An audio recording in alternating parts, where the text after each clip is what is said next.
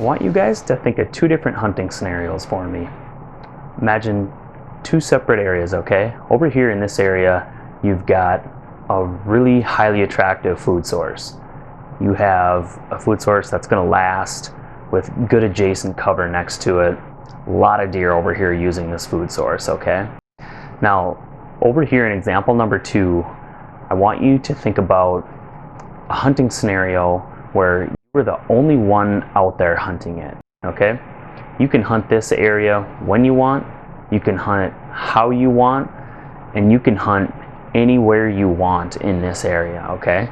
Now I want you to think about what might happen if you were to take these two scenarios that I just described and combine them into one hunting location. Hey everyone, it's Matt here. Today we're talking about 3 signs that are going to tell you you have found a public land paradise for hunting whitetails. Okay, so let's get right into it. The first sign that you're going to be looking for when you're out there searching for this public land paradise is a primary food source. This is going to be a highly attractive draw for the deer. This is a food source that has enough to sustain the constant pressure from the herd, and it's not going anywhere. Now, around that food source, you're going to have brushy, wooded locations of public land that you can hunt. Now, a lot of times, especially here in the Midwest, Michigan, Wisconsin, Minnesota, North Dakota, South Dakota, you're going to find these locations of good cover on public land, but oftentimes the good food is on private land. That food could be an ag field, could be a food plot, some type of food source that's highly attractive and highly concentrating. Typically don't look for acorns just because of the fleeting nature of acorns. They're very attractive when they are on the ground, but they don't always last real long, and so that's not a primary strategy of mine. In the areas that I like to hunt, there are a lot of alfalfa fields around here. If you have a alfalfa field that isn't too burned out and it's surrounded by heavy woods and heavy cover, oftentimes that's where I find a lot of the deer in my area. Go for drives, my wife and I, in the summertime, and we'll go by these fields and bring a set of binoculars and we'll glass deer, and it's kind of fun. You get to see the big velvet bucks out in these alfalfa fields throughout the summer. You get to watch them grow. It's exciting. And that scenario I just described is building the blocks of this sign number 1, where you have that quality cover adjacent to a quality food source. And again, oftentimes that food source is on private land, but the woods that you're going to be able to hunt, the woods that is going to have the deer bedding in and around it, is in some cases on public land, and that's what we want to find. I like to think of it like rings around a planet. You're going to have these orbiting rings moving out from that planet, right? These are the doe zones. These are where these does are going to be found bedding close to that food source. You're going to have those evenings where those fields will fill up with the does, and that right there is telling the story for sign number 1 again, that this is the area we want to be in. We want to be near those doe groups, those doe zones, and if you get in there and do your scouting, you will start to see this constellation of doe family groups bedding around that food source and staging around that food source. So that is sign number 1. Okay, now sign number 2 that you have found a public land paradise for whitetail hunting is no human sign. See what I did there? All right, but really, you want to get out there, you want to do your scouting, and to confirm sign number 2, you want to make sure that you don't find any pruned out trees from deer stands. You don't want to find deer stands, walking trails, candy wrappers, hanging ribbon, any type of indicators or signs that there are other hunters around. Hunter presence is, in my opinion, one of the worst things you can have near you when picking your hunting spots. Take it a step further, you're going to be going into these areas, these woods, with these doe zones that are orbiting and satelliting around that concentrated food source, and you're going to be confirming that there's no hunter presence, ATV trails, other human intrusion, whatever that may be, hiking trails or some other type of outdoor recreational activity. Now, the whole key to this video is how do we find these spots that live up to sign number 2, where we don't see that other hunter presence and human presence. For a lot of you out there who hunt public land, you're probably thinking to yourself right now, this all sounds great, Matt, but anytime we find a hot food source near public land, it's full of hunters. And that's the same case where I hunt. When we do find these ag fields, these food plots, these other types of food sources nearby on private land, and then we get back into the bedding cover on public land, the whole problem is there's a lot of people like us that want to hunt these areas, and you have a lot of hunter encounters and other human intrusion, which for the way I like to hunt, and I think probably many of you like to hunt, just doesn't work for our style of hunting. Okay, so how do we find these locations? Where do we find this sign number 2 where we can say, yep, we've checked off number 1, now we're checking off number 2, we're finding this public land paradise? How do we get there?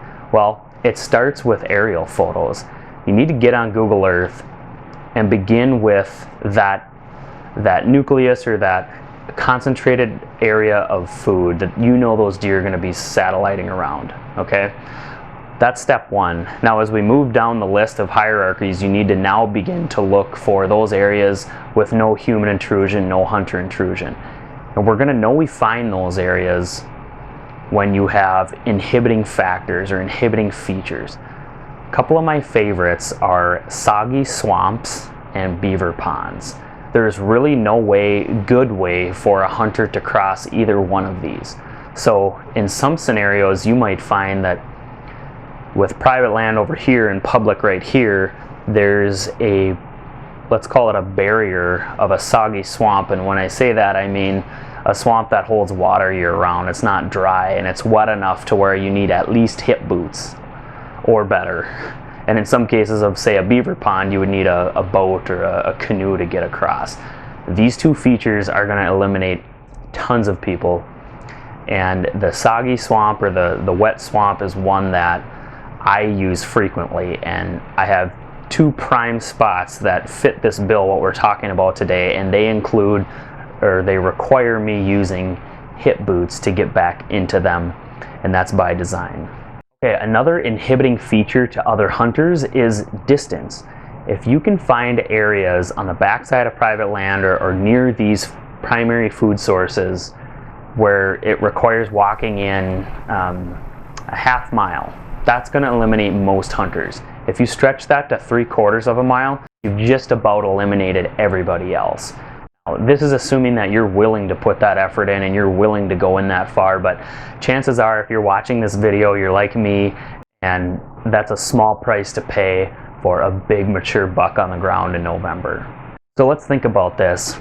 In this day and age, a lot of younger guys and just folks in general, they love their ATVs. They love their side-by-sides and four-wheelers, and for a lot of folks, they're not willing to venture off of that ATV trail, get on foot, and bootstrap it back in there across this swamp, or a half mile, 3/4 miles in off of the ATV trail to get back into some of these areas. And the way I look at it is it's more for you and I, right? It's more for those hunters then that are willing to put in that effort and that sacrifice. It's just more of these spots being made available to us.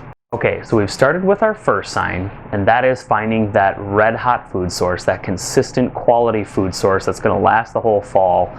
We've found that nearby bedding cover on public land that we're going to have access to. We've confirmed those orbiting, satelliting doe zones, those constellations of does that are positioning themselves around that food source.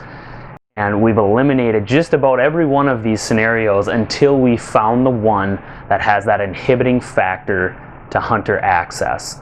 Now that we have sign number 1 and sign number 2 in place, sign number 3 comes really easily. And sign number 3 only confirms what you already know from sign 1 and 2. The third sign that you have found a public land paradise for whitetail hunting is confirming those daylight photos of big bucks on your mock scrape. So if you can get in there and find sign number 1, sign number 2, you are green lighted to go in there and hunt that fall.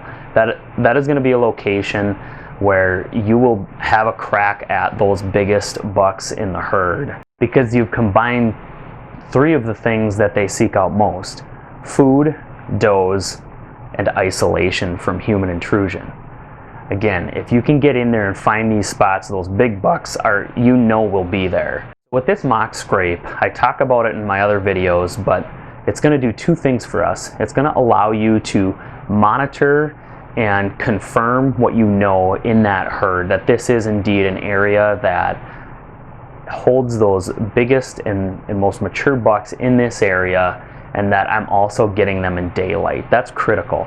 But that mock scrape is really just pulling back the curtain and revealing to you what you already knew was there, but it's revealing it to you through your trail camera photos, and it's giving you that chance to shoot that buck by pulling him in side to side as he works his way through this doe zone, the constellation of does that are up against this food source. It's going to give you an opportunity to get a shot at him as he walks by. Okay, so let's bring this full circle now. We've identified sign number 1. We have that prime food source. We have that woods on public land near that food source. We've confirmed that there's no other hunter intrusion and no other human intrusion, ATV trails, things like that. And so with those first 2 items, we have already identified that public land paradise. And with sign number 3, we are getting those daylight mature bucks on camera in the fall, hitting our mock scrapes, and we are confirming what we already knew from sign number 1 and sign number 2. And now sign number 3 brings it all home to us. This is how I think of it, you guys. Picture a Venn diagram. Over here on one side, we have the category of woods with adjacent primary food. Okay, so this is that public land woods that we have access to in this circle of the Venn diagram. This is a category that we can find on our public land pursuits. Now over here in this circle, we now have the category of no hunter intrusion, no human intrusion, and things like that. This is another area we can find on public land, right? A lot of places, Minnesota, Wisconsin, Michigan, others, you can find the no hunter intrusion or no human activity category. You can find that in multiple locations around the public land areas. I could find places where I go 3/4 of a mile or a mile in and get so far back off the beaten trail that nobody could find me even if they tried. But that's not going to do it. Just that alone is not going to do it. Just like over here, just that primary food source with those does nearby, that's not going to do it either. Because if you have that hunter intrusion and that human intrusion, you're going to have a nocturnal herd over here. But where those 2 Venn diagrams cross in the middle, where you have that prime food, those set up doe groups in the public land cover, and you have no human or hunter intrusion, that, my friends, where those 2 items overlap is where you have a public land paradise for whitetail hunting.